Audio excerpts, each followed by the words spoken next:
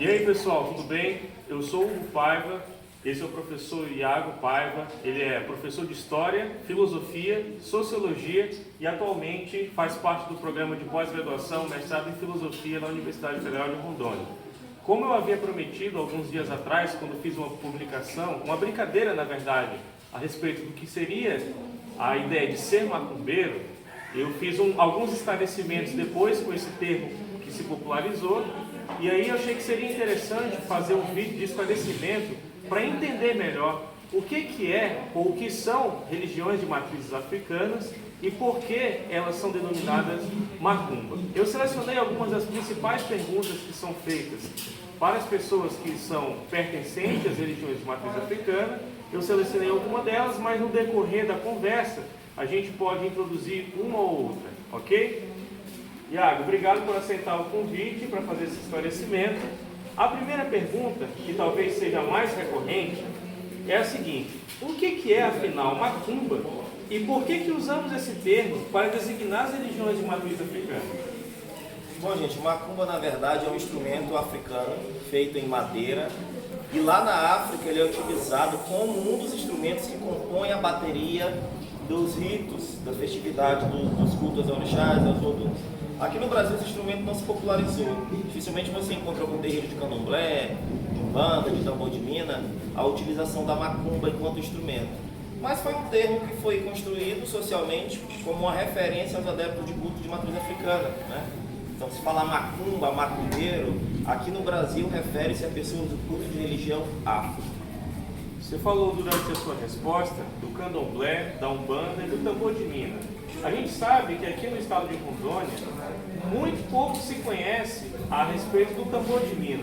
O que é o tambor de mina? O tambor de mina é um segmento afro-religioso muito popular na região amazônica aqui no Brasil. É o espaço onde ele se fixou, se enraizou, se mantém tradicionalmente, é a região norte e um pedaço do Nordeste, especificamente a região amazônica do Brasil.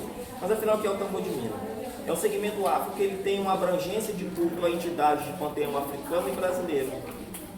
O tambor de mina, ele abriga o culto a divindades daomeanas e urbanas e também de origem europeia.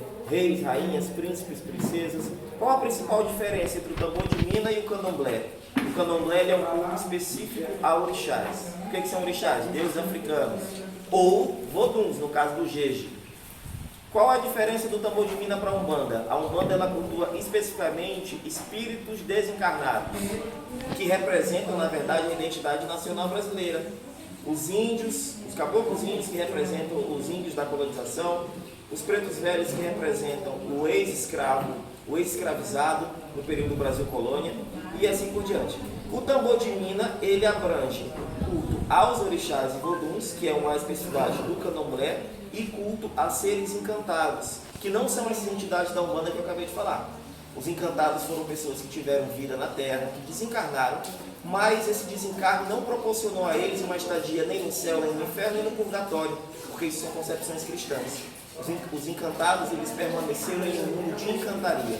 Acredita-se que passaram por um portal mágico de encantaria e lá é o espaço onde eles permaneceram. Perfeito. Então, o tambor de mina, assim como a umbanda e o candomblé, ela também tem a questão do transe e da possessão. Tem. Aliás, essas religiões elas são demonizadas por vários aspectos, dentre eles a questão do transe. São religiões que trabalham com incorporação, com desenvolvimento mediúnico, assim como o kardecismo. Mas as pessoas não lembram que mediunidade é se comunicar com o sobrenatural. Jesus Cristo era médium, porque afinal de contas ele conversava com Deus. Você vê igrejas pentecostais, as pessoas orando em línguas e manifestando o Espírito Santo, isso é um transe, é uma possessão.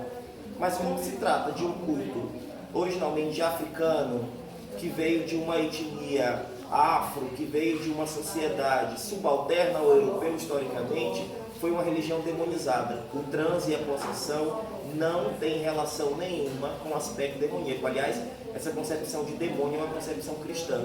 Nós, de religião afro, nós não acreditamos em inferno, em demônio. Isso são dogmas cristãos católicos. Interessante, Thiago, que isso nos remete ao que iniciou esse vídeo. A primeira pergunta é que a própria ideia de macumba que as pessoas costumam associar a macumba à feitiçaria, à magia negra, à coisa do demônio, o que é incoerente quando as pessoas dizem que quem pratica religiões de matriz africana está adorando o demônio, quando na verdade é bem o oposto disso, porque primeiro cultuamos deuses africanos e segundo, em Cidadão do Tambor Divina, que é o nosso caso, há um sincretismo muito forte com o catolicismo. Sim, o sincretismo ele é muito presente desde a colonização. Os africanos escravizados, que eram limitados em suas formas de culto aos orixás, aos oluns, eram catequizados obrigatoriamente no período da colonização. Eles tiveram que esconder, camuflar as entidades africanas através das representações católicas. Esse terreiro, por exemplo, recebe o nome Terreiro de Santa Bárbara. Nós sabemos que a entidade que é responsável por esse terreiro é Oiá, que é um orixá africano, é uma deusa africana. Mas esse sincretismo, ele é histórico. Então o sincretismo, não só no tambor de mina, ele é muito presente em qualquer segmento afro, com exceção do candomblé. O candomblé, ele existe, ele tem um pouco do sincretismo, mas você não encontra em terreiros originalmente de candomblé altares católicos, porque o candomblé ele cultua apenas orixás. O altar católico, ele faz parte de cultos que celebram também seres encantados, ou espíritos que não são os deuses africanos, né? E aqui nesse terreiro a gente começa e termina qualquer rito com rezas cristãs.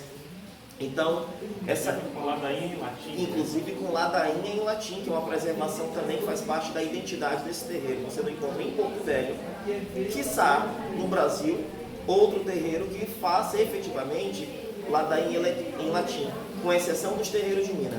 A casa do meu pai de santo no Maranhão, a ladainha é em latim, a casa da minha avó de santo lá em Cabeca de Xingu é em latim, então no tambor de Minas isso é muito presente. Mas nos candomblés não é comum. Aproveitar que estamos falando do terreiro, nós estamos agora nesse momento no terreiro de Santa Bárbara, e eu gostaria que o Iago falasse um pouco a respeito do terreiro de Santa Bárbara, brevemente sobre a sua história, como que ele chegou onde ele está atualmente, qual que é a importância material e imaterial desse terreiro para a formação da cidade de Porto Velho.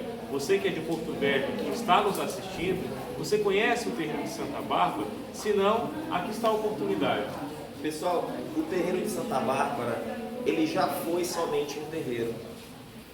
E, principalmente hoje, ele é símbolo de identidade, de cultura e de resistência negra, de resistência de mulheres, de resistência afro. Esse terreiro ele inaugura o culto à entidade afro nesse estado de Rondônia. Esse terreiro ele é mais antigo do que esta cidade, reconhecida como Porto Velho em 1914. Os registros locais, a memória local dos membros dessa irmandade, eles são unânimes em estabelecer o ano de 1911 e 1912 para a fundação do terreiro. Então o terreiro é mais antigo que a cidade. Hoje ele está no seu quarto endereço. Ele passou pelo Mucambo, passou pelo bairro Santa Bárbara. Aliás, Mucambo e Santa Bárbara foram dois bairros originários do terreiro, recebem esse nome por causa do terreiro. Passou pela Nova Porto Velho e hoje está na Vila Tupi. Depois de mais de 100 anos, nós aqui representamos a quarta geração que está administrando essa casa. É muito comum a gente ver terreiros por aí que abrem todos os anos, todos os dias, e quando seu sacerdote falece, se acaba. Esse aqui já teve 4 sacerdotes. Hoje nós estamos na quarta geração, na verdade, de administração dele.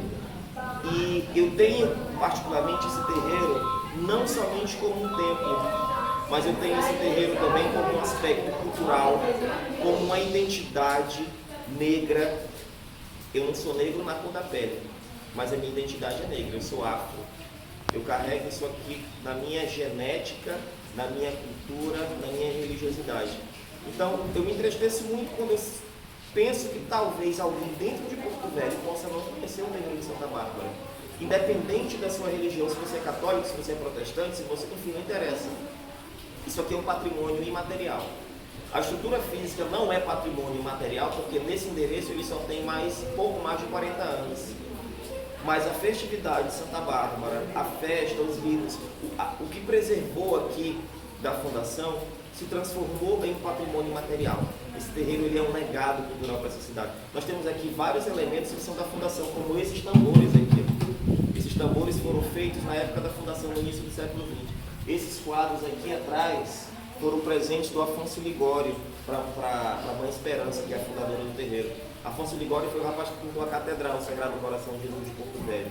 Quem deu o primeiro alvará de funcionamento para esse terreiro funcionar foi o coronel Aloysio Ferreira, que a filha dele era filha de santo daqui.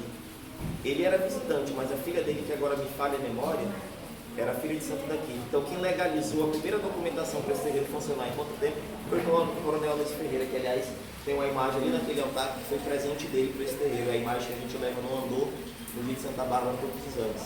Então, o terreiro de Santa Bárbara é isso. Ele não é simplesmente um terreiro de culto afro, onde se invocam entidades, onde se cultua espíritos. Ele é uma memória, ele é uma identidade, ele é uma resistência, ele é um patrimônio desta sociedade.